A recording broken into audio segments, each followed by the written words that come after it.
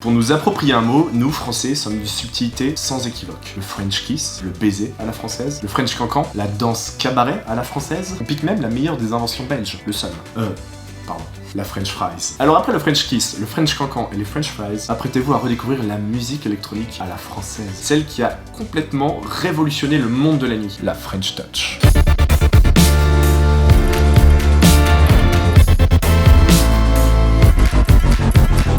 Ah oui, attention à bien le prononcer avec l'accent français. C'est pas French touch, mais c'est bien French touch.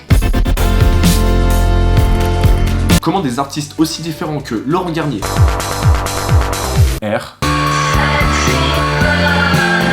David Guetta, ou même encore Gesaffelstein peuvent tous faire de la French touch. En fait, la French touch, ça se définit pas du tout par des caractéristiques sonores précises. Elle se définit pas non plus par un drapeau bleu, blanc, rouge, une moustache et une baguette. Et merde! La French touch, elle fait référence, tout simplement, aux artistes de musique électronique français qui s'exportent à l'international. T'as juste à prendre un gars, avoir la nationalité française, qui fait de la musique électronique, qui tourne un petit peu en dehors de la France. Même tourner, ça passe, y a pas de souci, hein. C'est la Belgique. Et bam! Tu peux être qualifié de French touch. Pourtant, on a bien d'autres styles qui reprennent l'origine dans leur nom, comme l'Italo Disco, le UK Garage ou encore l'Afro House. Mais toutes ont des particularités et caractéristiques sonores distinctes. Un Brésilien peut faire de la UK Garage ou de l'Afro House, ce qui n'est pas le cas de la French touch. Ouais, Marine en serait tellement fière, et juste ça m'horripile un petit peu, ouais. Stop, pas de politique ici. Ok ? Donc pour comprendre exactement l'origine du terme, il faut revenir à la fin des années 80. Un certain DJ peu connu, appelons Laurent Garnier par exemple, rentre en France après avoir été résident pendant un petit bout de temps en Angleterre. Et en rentrant à Paris, il fait en fait ce qu'il sait faire de mieux. Et mix.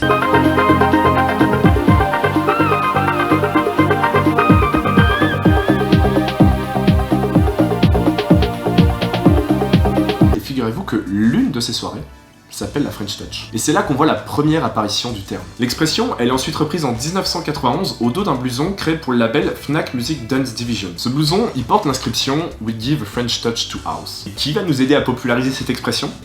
Nos petits amis d'outre-mer. Jingle. Parlons peu, parlons bien, parlons histoire. Au début des années 90, une grosse répression de la musique électronique est menée par le gouvernement britannique. Les soirées se font rares et illégales. Du coup, il y a pas mal d'Anglais qui se ruent en France pour faire la fête. La French touch, terme qui parle autant aux Anglais qu'à nous, se propage doucement. En même temps, comment résister à cet hymne qui nous porte tous ?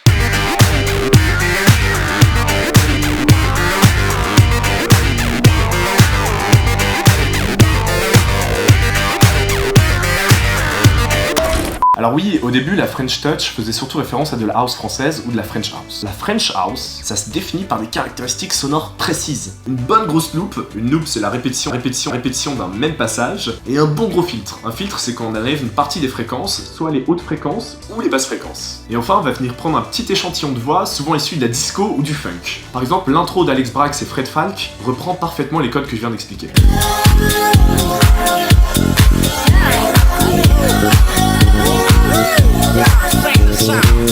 À partir de 1995, on commence à produire beaucoup de musique qui s'exporte à l'international. Et cette première vague d'artistes correspond aussi à une première explosion de la définition du terme French touch. Ça va commencer à englober des artistes aussi différents que Saint-Germain, Daft Punk, R, Étienne de Crécy ou encore Dimitri from Paris. La French touch se détache alors de la French house. Et on peut désormais coller ce label à n'importe quel Frenchie qui vend des disques à l'étranger. Alors oui, on peut tout de même défendre que ces artistes possèdent une certaine envie commune de légèreté, de fraîcheur et de renouveau. 1997, Homework des Daft Punk.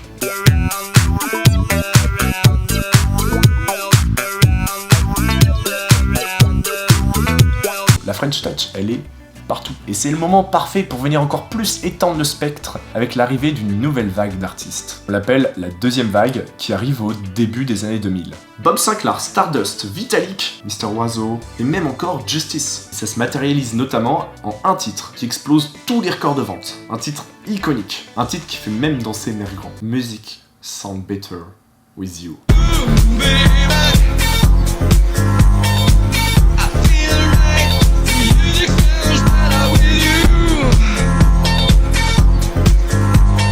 Il y en a qui disent qu'il y a une autre vague qui commence vers 2007 à peu près, avec par exemple l'arrivée de Kavinsky, Brickbot, Sébastien, TEPR, Mr Flash. Les Français de l'électro, ils arrivent à s'exporter de plus en plus et à promouvoir une musique qui s'écoute sur la terre entière. Et chaque vague d'artistes continue de faire exploser le terme French Touch, tant le spectre musical de ces artistes est large. Un terme qui regroupe des artistes opposés, voire aux antipodes, mais qu'on arrive finalement à mettre dans une casquette commune. Laurent Garnier, David Guetta, Daft Punk et Gus Affelstein, ils font tous de la French Touch. Et finalement, c'est peut-être un peu ça aussi la French Touch, ou tout du moins la vibe que j'apprécie et à laquelle moi je m'identifie. Savoir regrouper et accepter tout le monde sous une même enseigne. Tu fais de la techno?